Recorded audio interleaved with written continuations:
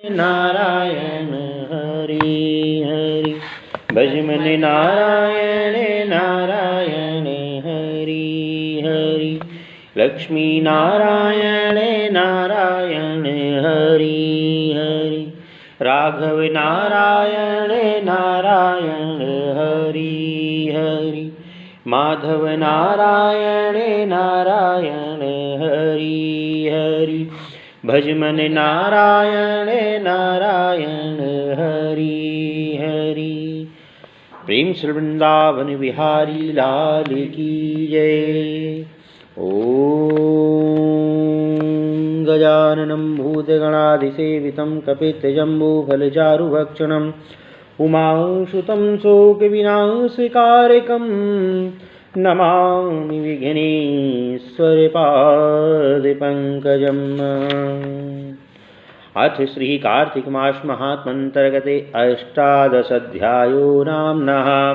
पृथुरुवाच ब्रह्मान् सर्वासु गोपीषु राधिका वृषभानुजा कथं चादयिता विष्णोः पूजनीया च कार्तिके। महाराजा पृथु ने कहा कि हे ब्रह्मन, वृषभान की पुत्री राधिका ही सब गोपियों से अधिक प्रिय क्यों बनी तथा कार्तिक मास में विष्णु के साथ उनकी पूजा क्यों होती है।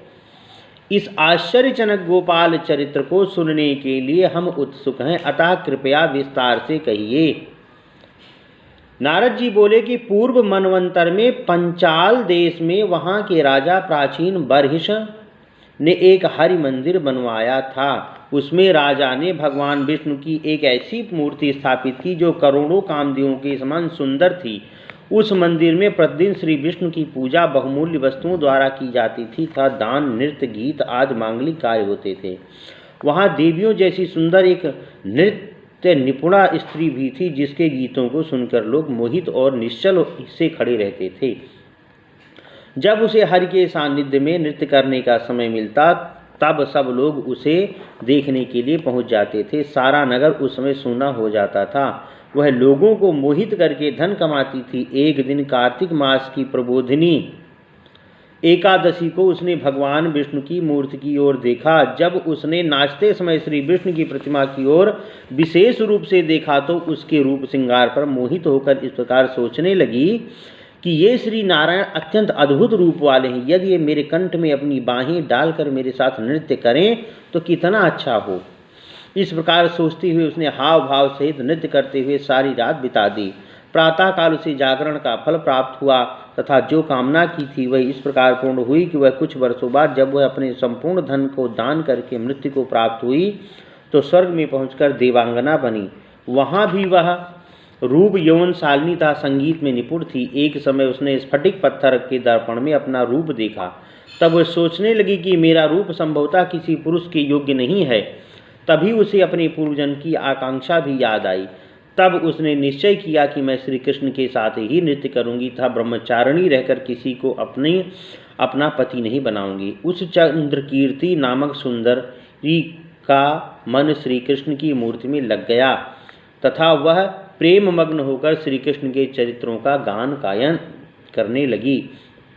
इसके पश्चात जब पृथ्वी अपने बोझ से पीड़ित होकर ब्रह्मा के पास गई तब ब्रह्मा ने श्री हरि से यह कहा, हे प्रभु, रामावतार में आपने एक पत्नी व्रत का पालन किया था। अब अगले जन्म में आप देवताओं की स्त्रियों की प्रसन्नता के लिए उनके साथ क्रीड़ा करें। यह कहकर ब्रह्मा ने देवताओं की स्त्रियों और श्री कृष्ण के साथ क्रीड़ा करने का आदेश दिया। ब्रह्मा जी बोले, किशोर अवस्था में गोप कन्या था युवावस्था में राजकन्या बनकर सभी देवी स्त्रियां श्री हरि को प्रसन्न करें।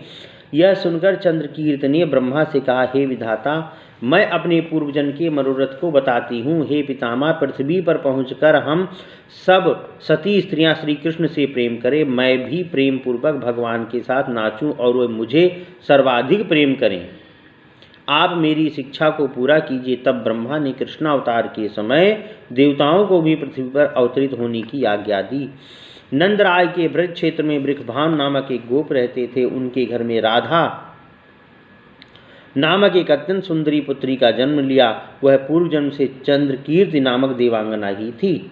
एकादशी तिथि में जागरण के पुण्य प्रभाव से ब्रह्मा ने उसकी कामनाओं को पूर्ण किया। उसने ही राधा नाम से वृंदावन में रासोत्सव में अन्य गोपियों के साथ अद्भुत नृत्य किया। अनेक जन्मों से आकांक्षा रखने वाली उस राधा नामक अद्भुत गोपी ने श्री कृष्ण के साथ नृत्य करते हुए जन्म को कृतार्थ किया। अतः राधा नामक वह गोपी अन्य गोपियों की तुलना में श्रीहरि को अधिक प्रिय थी। इसी कारण वह कार्तिक मास में श्री दामोदर के साथ विशेष पूजनीय है। श्री पद्म पुराणे कार्तिक मास महात्म अंतर्गत हरिपूजन महात्म नाम राधिका उपाख्यान नाम 18 अध्यायो श्रीमन नारायण नारायण नारायण भजमन नारायण नारायण नारायण राघव नारायण नारायण नारायण माधव नारायण नारायण नारायण। प्रेम से वृंदावन बिहारी लाल की जय।